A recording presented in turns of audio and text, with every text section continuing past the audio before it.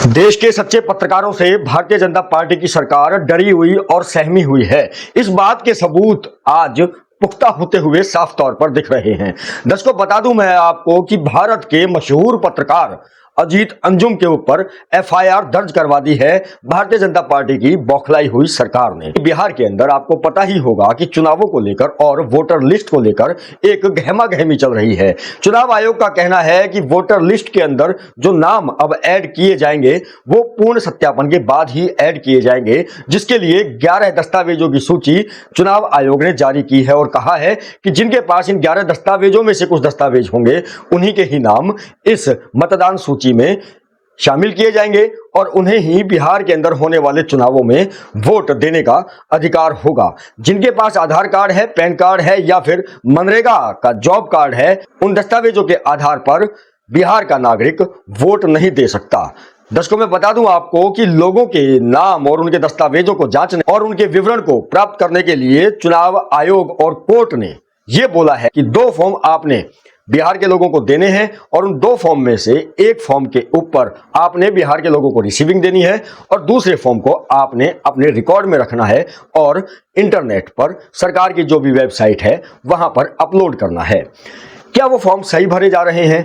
क्या बिहार के लोगों को फॉर्म लेने के बाद पावती दूसरे फॉर्म में दी जा रही है या नहीं दी जा रही है? इस बात की पड़ताल करने के लिए पत्रकार अजीत अंजुम पहुंचते हैं बिहार के बेगूसराय।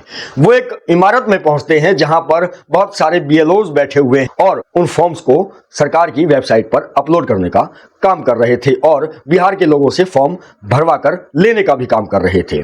पत्रकार अजीत अंजुम के द्वारा वहां के बीएलओज से यह पूछा गया कि आप कितने लोगों के फॉर्म्स को अपलोड कर रहे हैं, फॉर्म्स के अंदर क्या क्या जानकारियां होनी चाहिए, क्या वो सारी जानकारियां फॉर्म्स के अंदर हैं क्या? जिसे सुनने के बाद बीएलओज के अंदर हड़कंप सा मच गया। फॉर्म्स आधे अधूरे थे, लोगों को उन फॉर्म्स की रिसीविंग नहीं दी गई। कुछ फॉर्म तो ऐसे मिले जिनके ऊपर बिहार के नागरिक की फोटो भी नहीं लगी हुई थी। इस खबर के वायरल होने के बाद स्थानीय प्रशासन हरकत में आ गया और तो और जो वीडियो अजीत अंजुम जी ने अपने यूट्यूब चैनल पर चलाई, उस वीडियो को डिलीट करने तक के लिए स्थानीय एसडीएम का फोन अजीत अंजुम जी के पास आता है। अजीत अंजुम जी ने साफ इंकार कर दिया क्योंकि सच को दिखाने में भला कैसा डर।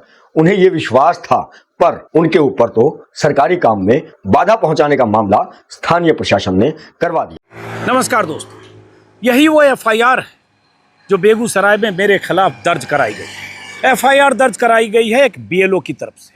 बीएलओ पर जिला प्रशासन का दबाव था। जिला निर्वाचन अधिकारी होते हैं डीएम।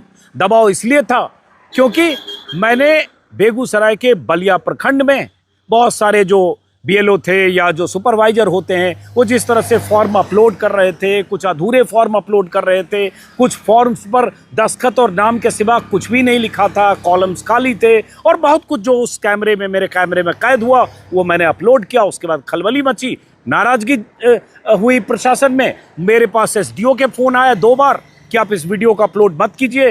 फिर मेरे पास एसडीओ के फ़ोन आए, माफ़ करें, वीडियो के फ़ोन आए और उनकी बात मैंने नहीं मानी। उस वीडियो को मैंने अपलोड किया और उसके बाद अंजाम ये हुआ, नतीजा ये कि मेरे खिलाफ एफआईआर दर्ज हुई। अब इस एफआईआर में जो धाराएं लगाई गई हैं, जो मुझ पर आरोप लगाए गए हैं, उनको मैं पढ़कर आपको सुनाने से पहले ये बता दूं, यही वो वीडियो है।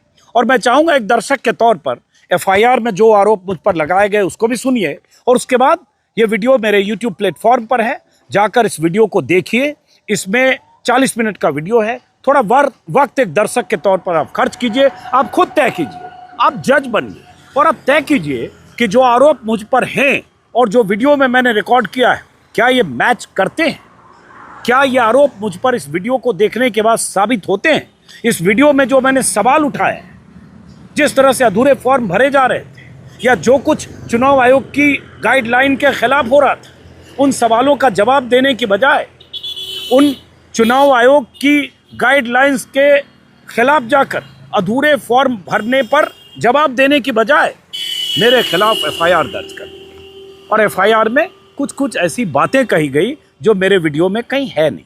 और इस वीडियो को आप जरूर देखिए। एक दर्शक का सपोर्ट, समर्थन बहुत जरूरी है। स्थानीय प्रशासन ने कहा कि एक यूट्यूबर ने हमारे काम में अड़चन डाली है और करीब 1 घंटे तक हम उस व्यक्ति के द्वारा डाली गई अड़चन के कारण काम नहीं कर पाए। सरकारी अधिकारियों के पास पत्रकार के खिलाफ सरकारी काम में बाधा पहुंचाने के आरोप के अलावा कोई आरोप है नहीं, और ये आरोप पत्रकारों के ऊपर लगाने से चूकते भी नहीं है सरकारी अधिकारी। हालांकि मेरे ऊपर भी एक मामला डीआईपीआरओ विभाग में काम करने वाली एक महिला कर्मचारी हिना ने सरकारी काम में बाधा का आरोप भी लगा दिया, क्योंकि मैं आरटीआई के माध्यम से डीआईपीआरओ विभाग के द्वारा खर्च किए गए सरकारी फंड का हिसाब किताब मांग रहा हूं। हिसाब किताब वो शायद देना नहीं चाहते, इसके लिए मेरे ऊपर दबाव बनाने के लिए उन्होंने एफआईआर दर्ज करवाई होगी। खैर छोड़िए, ये तो आम बात है। पत्रकार, सच्चे पत्रकारों के ऊपर अक्सर ऐसी दबाव वाली चीजें होती रहती हैं। अब बात करते हैं कि क्या इस तरह से एक पत्रकार के द्वारा सच्ची रिपोर्टिंग करने पर मुकदमा दर्ज होना क्या लोकतंत्र की हत्या नहीं है? चुनाव आयोग को जिन बीएलओज के ऊपर कार्रवाई करनी थी कि आपने फॉर्म अधूरे क्यों भरे, आपने नागरिकों को फॉर्म प्राप्त होने के बाद पावती क्यों नहीं दी, बजाय इस बात के ऊपर कार्रवाई करने के जिस पत्रकार ने कमियां दिखाई, कमियां बताई, उसी पत्रकार के ऊपर स्थानीय प्रशासन ने मामला दर्ज करवा दिया सरकारी काम में बाधा पहुंचाने का। जो भी स्थानीय पत्रकार हैं, जहां भी काम कर रहे हैं, जिस भी जिले में, जिस भी राज्य में, मैं उन सभी से अनुरोध करता हूं कि अगर आप अजीत अंजुम के साथ हुए इस अत्याचार के खिलाफ आवाज नहीं उठाएंगे तो अगला नंबर आपका है, बशर्ते कि आप सच्चे और ईमानदार पत्रकार होने चाहिए। अगर आप बूथ पॉलिश करने वाले हैं, नेताओं की मक्खन लगाने वाले हैं नेताओं को, तो आपके ऊपर कोई आपदा आने वाली है नहीं।